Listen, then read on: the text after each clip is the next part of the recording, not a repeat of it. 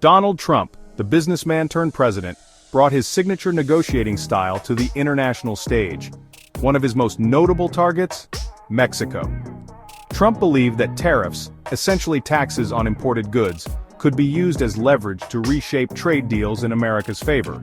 He argued that previous agreements, like NAFTA, were unfair to American workers and businesses. His solution? A tariff tango with Mexico. This involved the threat and sometimes the implementation of tariffs on Mexican goods. The goal was to pressure Mexico into concessions on trade, immigration, and other key issues. But this aggressive approach came with risks. It created uncertainty in the markets and strained relations between the two countries. The question remains, was this tariff tango an effective strategy or a reckless gamble? Let's dive into the details and find out. The North American Free Trade Agreement, or NAFTA, had been a cornerstone of trade relations between the United States, Canada, and Mexico for decades. Established in 1994, it aimed to eliminate trade barriers and tariffs, fostering economic integration and growth across the continent. But Trump saw it as a bad deal, one that needed a serious overhaul.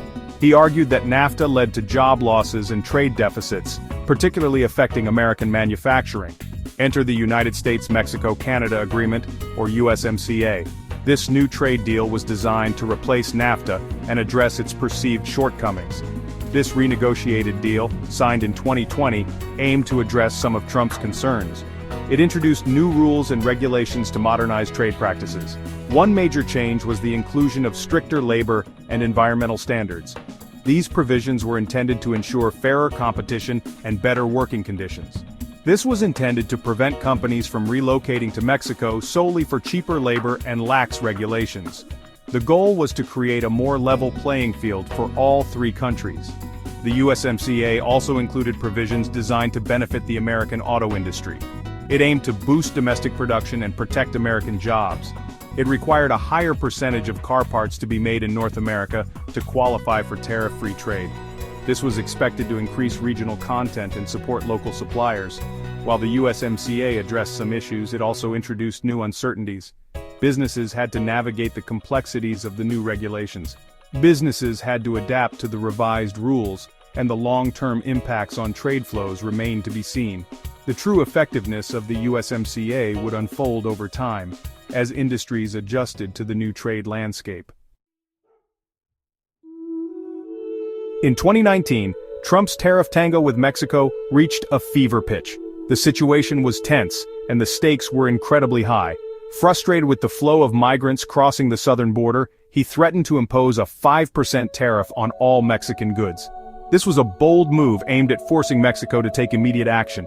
This tariff would escalate by 5% each month, potentially reaching a staggering 25%. The economic implications were enormous, and businesses on both sides of the border were on edge. The message was clear: Mexico needed to do more to stem the flow of migration, or face severe economic consequences. The pressure was mounting, and the clock was ticking. The threat sent shockwaves through both economies. Investors were jittery, and the stock markets reflected the uncertainty. Businesses braced for higher costs, consumers worried about rising prices, and financial markets reacted with volatility. The potential for a trade war loomed large. Faced with intense pressure, Mexico took action. The government knew that failure to act could lead to devastating economic repercussions. They deployed their National Guard to help control the flow of migrants heading north. This was a significant move, demonstrating their commitment to addressing the issue. This last-minute move averted the immediate crisis, but the episode left its mark. The tension between the two nations was palpable. It highlighted the Trump administration's willingness to use tariffs as a blunt instrument, even with a close trading partner. The world watched closely, understanding that this was a new era in international trade relations. The automotive industry, a linchpin of both the United States and Mexican economies, found itself caught in the crossfire of the tariff tango. Mexico is a major supplier of auto parts and assembled vehicles to the U.S. market. Tariffs threatened to disrupt this intricate supply chain, driving up costs and potentially leading to job losses on both sides of the border. American automakers, heavily reliant on Mexican production, voiced their concerns. They warned that tariffs would make their vehicles less competitive and could force them to raise prices. This, in turn, could hurt sales and ultimately harm American workers. The uncertainty created by the tariff threats also had a chilling effect on investment in the auto sector. Companies hesitated to commit to new projects, fearing that the rules of the game could change at any moment. Section 5. The price of protectionism, costs beyond the border. The economic fallout from the tariff tango extended far beyond the automotive industry. It rippled through various sectors, affecting businesses and consumers alike. American businesses that relied on Mexican imports, from machinery to agriculture to electronics, faced higher costs. These increased expenses were not isolated incidents but part of a broader economic strain. These costs often trickled down to consumers in the form of higher prices for everyday goods. Shoppers found themselves paying more at the checkout counter, impacting their monthly budgets. For example, the price of fresh produce, much of which is imported from Mexico, saw a noticeable uptick. Items that were once affordable became a luxury for some families. Tomatoes, avocados, berries, staples of the American diet became more expensive. This price hike affected not just individual consumers but also restaurants and food services that rely on these ingredients. While the exact impact on individual consumers varied, the tariffs undoubtedly put a strain on household budgets, particularly for those with lower incomes. Families had to make tough choices about what to buy and what to forego.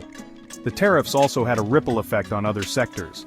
Industries that depended on materials from Mexico found themselves grappling with increased costs and supply chain disruptions. The construction industry, for instance, faced higher costs for materials like lumber and steel, some of which originated in Mexico. These increased costs could not always be absorbed by the companies and were often passed on to consumers. This, in turn, could lead to delays in construction projects and potentially increase the cost of housing. Home buyers found themselves facing higher prices and longer wait times for their new homes. Section 6. Political fallout, shifting sands of cooperation. The tariff tango had profound political ramifications both domestically and internationally. Within the United States, it fueled partisan divisions. Democrats largely criticized Trump's use of tariffs, arguing that they harmed American consumers and businesses more than they helped. On the international stage, the tariffs strained relations between the United States and Mexico. While the two countries had a long history of cooperation on issues like trade and security, the tariff threats created an atmosphere of mistrust and uncertainty. Mexico's government faced pressure to take a hard line against what they perceived as bullying tactics from the Trump administration. This made it more challenging to find common ground on issues of mutual interest, such as immigration and border security. Section 7. Mexico's response, diversification and resilience. Mexico, however, was not a passive player in this high-stakes game. The country took steps to mitigate the damage from the tariff threats and reduce its reliance on the United States market. One key strategy was diversification. Mexico actively sought to strengthen trade ties with other countries and regions, including the European Union, China, and other Latin American nations.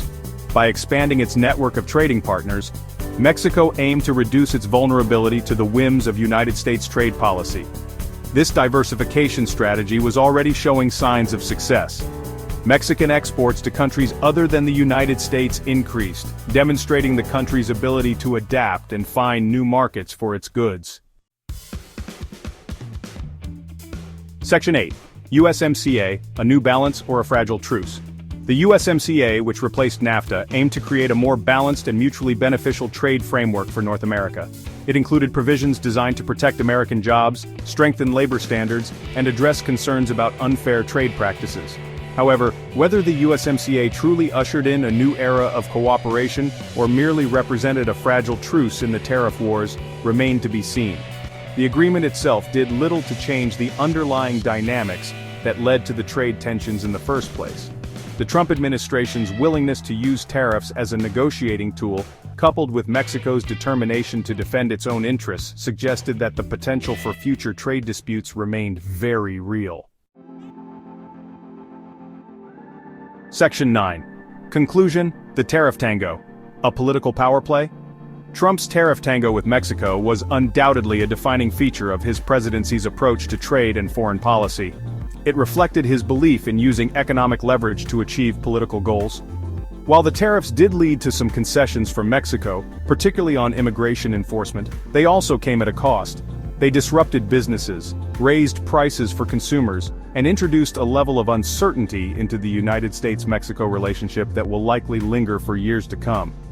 Whether the tariffs were ultimately successful in achieving their intended goals is a matter of debate. However, one thing is clear. The tariff tango was a high-stakes gamble with far-reaching consequences for both countries. Only time will tell what the long-term legacy of this controversial policy will be.